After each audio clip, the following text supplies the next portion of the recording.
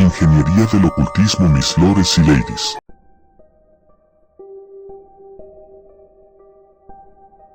Hola. Entonces, leamos brevemente la historia de la Torre de Babel. Estamos en el capítulo 11 del Génesis, y dice, toda la tierra tenía una sola lengua.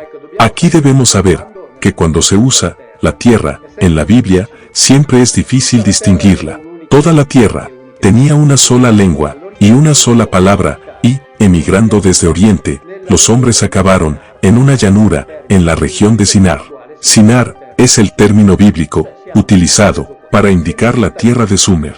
Es decir, estamos en Mesopotamia. Y se establecieron allí, y se dijeron unos a otros, venid, hagamos ladrillos, y cosámoslos al fuego. Ahora bien, esta es una nota importante, en el sentido de que los ladrillos, ya sabes, se hacían mezclando arcilla, y luego, generalmente, se dejaban al sol, y era el sol el que se encargaba de secarlo. Entonces, digamos, cocinarlos con su calor, en realidad, cocinarlos en los hornos, servía para darle a esos ladrillos una mayor capacidad de resistencia a las tensiones y pesos que debían soportar. Y por eso también había construcciones hechas en parte de ladrillos cocidos en el sol y en parte ladrillos cocidos al horno que se utilizaron para aquellos elementos estructurales que pretendían dar mayor resistencia a toda la construcción. Entonces, esta nota es interesante. El ladrillo les sirvió de piedra, el betún de argamasa. Entonces, dijo, venid, edifiquémonos una ciudad y una torre. Bueno, normalmente oímos hablar de la Torre de Babel. Es decir, como si esta gente hubiera llegado a este llano y hubiera dicho, hagamos una torre. No, hagamos de nosotros una ciudad que tenga una torre, es decir, hagamos de nosotros un lugar en el que asentarnos, lo cual es algo muy diferente, también por todo el concepto, y por las cosas que ahora leeremos también, tomándolas de otros textos. Y por eso, hagámonos de una ciudad y de una torre, cuya cima toque el cielo. Aquí también, esta traducción, cuya cima toca el cielo, no respeta lo que dice exactamente el idioma hebreo, porque el idioma hebreo dice exactamente, les mostraré, aunque luego tal vez alguien pueda ir a verificar. Aquí dice exactamente, berroso, es decir, su cima, es decir, su parte superior. Y luego está, basamayim, que significa, dentro del cielo, y no, que toca el cielo. Entonces, es una cosa diferente. Es decir, hay que utilizar la cima para entrar al cielo, ¿entiendes? El concepto es verdaderamente diferente a lo que nos cuentan, también porque sabemos, y toda la tradición nos lo dice, que cuando hablamos de esta torre, que luego se identifica con Babilonia, estamos hablando de un sigurat, las clásicas torres escalonadas que encontramos en Mesopotamia. Francamente, me hace sonreír un poco, porque se dice que estas personas eran tan arrogantes que querían construir una torre para tocar el cielo. Por eso, para tocar la morada de Dios, comienzan a mezclar los ladrillos.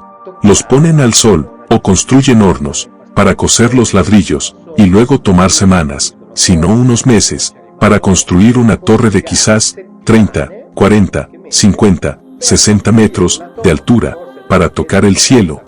Con su arrogancia, así creen que pueden tocar el cielo donde vive Dios. Les digo francamente que cuando escucho esta historia, siempre me hace sonreír, también porque luego leeremos otras cosas en otros textos que nos harán comprender que las cosas no fueron en absoluto como este. Luego, entre otras cosas, se dice que vinieron del este, y al este de Mesopotamia están los montes Agros, que es una cadena que supera los 3000, si no me equivoco, hasta los 4000 metros. Entiendes que si quiero tocar el cielo me llevará tal vez 6, 7, 8 horas. Si queremos poner un escenario nocturno en el medio, me tomaré 2 días, pero subiré a 3500 metros y en lugar de tomarme meses, construir algo que me lleve a 50 metros del suelo. entiende que la explicación no está ni en el cielo ni en la tierra. Entonces, o los ingenuos fueron estos pobres que construyeron esta torre, o el ingenuo es el que escribió este texto teniendo en mente la idea de escribir una alegoría, una metáfora para representar la soberbia de los hombres. Bueno, es como decir que no está ni en el cielo ni en la tierra, al menos en mi opinión. Segundo, esos razonamientos habituales a los que estoy acostumbrado a hacer. Entonces, cuya cima toca el cielo, no es así, sino cuya cima permite estar dentro del cielo. Y luego dice, hagámonos un nombre para no ser dispersos por la tierra. Hagamos un nombre para nosotros mismos. ¿Qué significa hacerse un nombre para no perderse? Es realmente difícil de entender. Leyendo otros textos, entenderemos mejor cuál era la intención. Pero, el Señor descendió a ver la ciudad. De ahí, el Señor. En hebreo dice, Yahvé. Yahvé desciende a ver la ciudad. Yahvé desciende. Sin embargo, para poder ver, como en otros pasajes de la Biblia, Dios necesita bajar. Es decir, necesita venir y ver con sus propios ojos, ver la ciudad y la torre que estaban edificando los hijos de los hombres. Entonces, bajemos, dice, en plural, y por tanto, esto ya empieza a darnos la idea de que Él, como se evidencia en toda la Biblia, formaba parte de un grupo. He escrito extensamente sobre las luchas entre grupos, las luchas militares, guerras reales, que también involucraron a Sodoma y Gomorra, en los grupos entre los Elohim, y así invita a su pueblo, y en hebreo existe precisamente el verbo en cohorte de la primera persona del plural, es decir, bajemos, vamos a ver e intervenir. Y nosotros intervenimos, aquí dice, confundiendo el idioma, y entonces, nos quedamos con esta cosa de, hagámonos un nombre. Sin embargo, leamos la historia, tal como nos la cuenta, por ejemplo, Josefo, en sus Antigüedades Judías. Ya os he dicho, que Josefo era un historiador judío romano. Entre otras cosas, perteneció a una de las castas de sacerdotes más importantes, familias del Templo de Jerusalén, y por lo tanto, era un profundo experto en la historia judía. Obviamente, le contó la historia de esta historia a los romanos, y ya recuerdan que les leí, como les contó, que cuando Noé llegó con su arca a esa altura, donde finalmente pudo tocar tierra firme, encontró a muchas otras personas que habían llegado allí, precisamente para escapar de estas aguas que estaban subiendo. Y estas alturas, dice la Biblia, son las alturas de Urartu, pero no identifica una montaña. Entonces, podría haber sido una altura de solo unos cientos de metros, pero en resumen, esto no se puede determinar. Luego encuentran a estas otras personas. Continuamos con la descripción. Los hijos de Noé fueron 3, Sem, Jafet y Cam, nacidos 100 años antes del diluvio. Fueron los primeros en descender de las montañas a la llanura y establecieron aquí su hogar. Ellos fueron los primeros. Es decir, la familia de Noé bajó primero, porque los demás todavía estaban allí arriba. Y de hecho los demás, y por lo tanto, aquí reitera el hecho de que había muchas otras personas. Esto es muy curioso, porque al mismo tiempo, aclara la idea de que toda la humanidad deriva de la familia de Noé. Los otros, a causa del diluvio, tuvieron miedo, y se arrepintieron de bajar al llano. Era triste bajar de las alturas en aquel lugar, pero aquellos, es decir, la familia de Noé, nos animaron a seguir su ejemplo. Entonces, la familia de Noé dice, vamos, bajemos esos otros. Di, ¿eres estúpido? Acabamos de escapar de una inundación, quedémonos aquí, un momento, no, bajemos. Así que me imagino la escena, sería hermoso representarla en una película. La llanura en la que se asentaron inicialmente, se llama Señar, como el Sinar, del que leímos antes, es decir, la tierra de Sumer. Dios, obviamente aquí, siempre está escrito en griego Theos, Dios, y siempre indica los Elohim, había ordenado que a medida que los hombres se multiplicaran, ocuparan otras regiones con colonias, es decir, que se dividieran, que no estuvieran todos juntos, y alguien entendió por qué. Y ahora, vayamos a ver, ¿quién es ese alguien? Después de que la población joven floreció en gran número, Dios les aconsejó nuevamente que establecieran colonias. Pero no creían que todo su bien proviniera de la benevolencia. Es decir, no tenían mucha fe en la benevolencia de estos Elohim. Pensaron que su felicidad provenía de sus propias fuerzas y no obedecieron.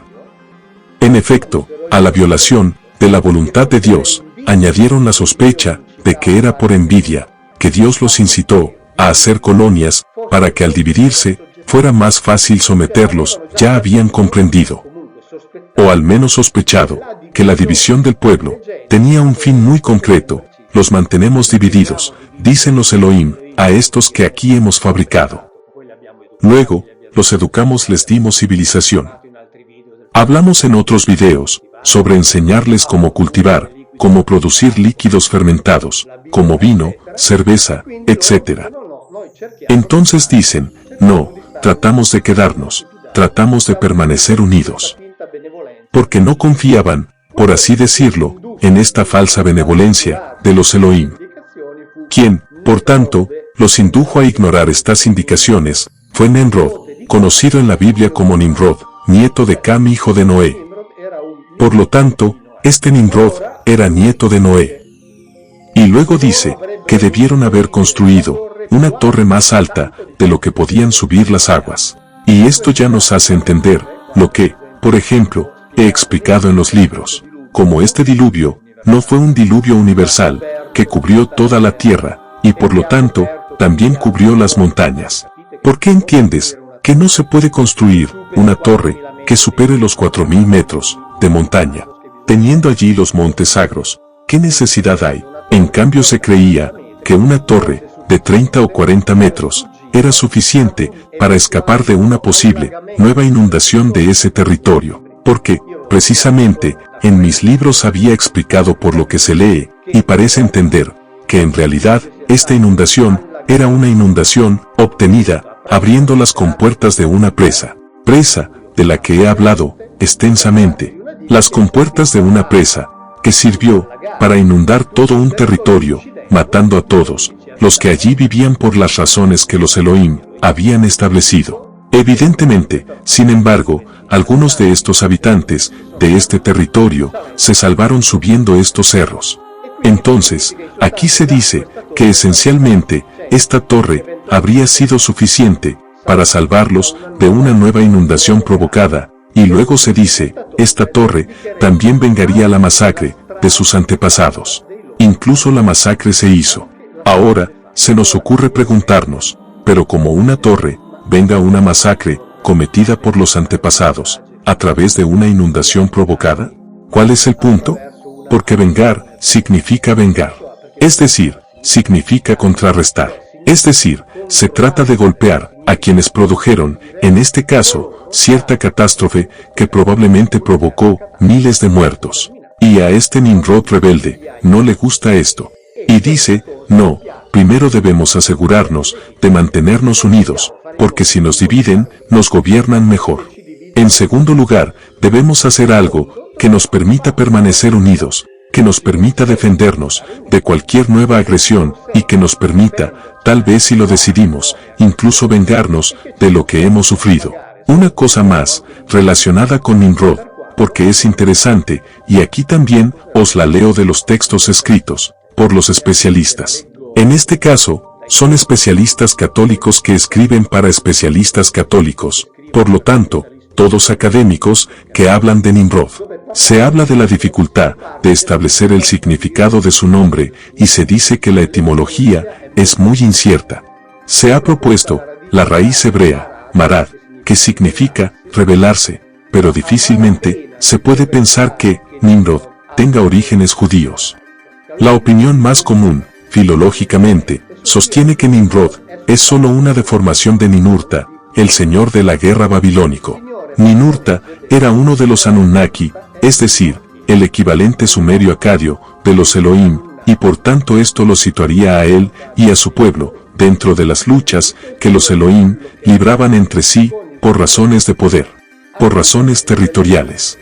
La Biblia está llena de estas historias. Es decir, la Biblia nos habla de los enfrentamientos entre los distintos Elohim, por ejemplo entre Yahvé y Quemos, entre Yahvé y Milcón.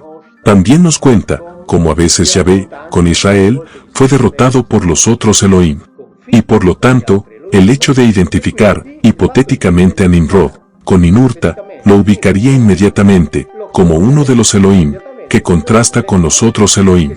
Y aquí volvemos a la Biblia, donde dice, hagámonos un nombre, es decir, hagámonos un nombre para no ser esparcidos por la tierra. ¿Qué significa esto? Que un pueblo sea llamado. Desde que nos llamamos italianos, no podremos volver a dispersarnos nunca más. Muchos personajes, a lo largo de la historia, han utilizado, divide y vencerás. Sin embargo, dividieron a pueblos que tenían un nombre, o más bien, tenían su propia identidad precisa. Así que hacerse un nombre no significa nada, absolutamente nada. Y ciertamente, no garantiza que no estaremos divididos, y que no seremos dispersos, no significa nada. Y hacernos un nombre, en hebreo es, hacernos un Eschem. Ahora bien, este Eschem se ha debatido durante décadas. El hebreo Eschem deriva del sumerio, mu, y el término, chumú, o escham, o eschem, serían los términos semíticos, con los que se identifica, se traduce, o fue traducido el término sumerio, mu. Mu, se usaba para describir piedras conmemorativas, que mostraban deidades, dentro de estructuras cónicas, y, dado que estas estructuras cónicas, eran por lo que se recordaba, a los dioses, el término que las describía adquirió un significado, que se remonta al nombre. Dado que estas estructuras cónicas, con el dios en su interior, se utilizaban para recordar a los dioses, en la evolución de significados, pasó a tomar el significado de un nombre. Es decir, ese simulacro es el nombre del dios, es lo que lo recuerda. Entonces, esto ya es interesante. Entonces, hagamos algo con lo que podamos entonces. Hagamos algo que nos recuerde, y que, como dijimos, no sea solo el nombre, porque eso no sería suficiente. Por ejemplo, pensemos en una obra de 1875, publicada por John Prince, que es Materials for a Sumerian Lexicon, donde se dice que el glifo, mu, indica aquello que permite que algo entre. Les leí antes que en hebreo, la cima de la torre debe servir para permanecer dentro del cielo. Ahí está la apuesta, dentro, y no tocar el cielo. Y por lo tanto, este glifo luego, transpuesto al semítico, Eschem, indica algo que apunta o se eleva hacia arriba. Bueno, curioso, ¿no? En el sentido de que si pensamos en, hagamos un nombre, tenemos, por así decirlo, toda la historia llena de ejemplos, de pueblos, que tuvieron un nombre, y que fueron divididos, toda la historia, llena de ejemplos de pueblos, que tuvieron un nombre, y que fueron divididos, dispersos, o incluso exterminados. Aquí, en la lucha, que se libró internamente, entre los diversos grupos de los Elohim, realmente parecemos pensar, hagamos algo, como leí en Josefo Flavio, que no solo nos ayude a sobrevivir, que no solo nos ayude a luchar contra cualquier otro ataque, pero que, por ejemplo, también nos permita vengar lo ya hecho si hacemos lo que ellos quieren. Si nos dividen, estamos perdidos, y construyamos algo. Era la idea de Nimrod, que nos permita permanecer unidos. Y por lo tanto, luchemos contra los otros Elohim, creemos algo que nos permita entrar a los cielos, y esto es lo que garantizará nuestra supervivencia. Entonces, sabemos que los otros Elohim ven todo esto, bajan, y obviamente, tienen la ventaja, y de hecho, logran cortar de raíz este intento de construir una ciudad, cuya torre debía servir para entrar en los cielos. Y aquí me acordé de la estampa del 3 de octubre de 2016, pero todos los periódicos habían hablado de ello. El ministro iraquí de Transportes, Qasem Finjan, había declarado en una conferencia internacional, también es un militar de alto rango, que había afirmado, con absoluta tranquilidad, que los antiguos sumerios, que vivieron en su país, hace 5000 años, habían construido aeropuertos, desde los que partió, para viajar al espacio. Y le dedicaron una página entera, como la República, el Corriere, etc. Y, repito, lo dijo el ministro de Transportes. Entre otras cosas, menciono esta página, aunque me doy cuenta de que hay una especie de pequeño conflicto de intereses, porque yo también terminé en esta página. Es decir, habla de Graham Hancock, de Zecharia Sitchin, y dice, convencido de que una raza, de otros mundos, la de los Elohim, ha colonizado la Tierra. Y este Sitchin tiene ahora un sucesor, en un erudito italiano, cuyos libros tienen cierto éxito, Mauro Biglino.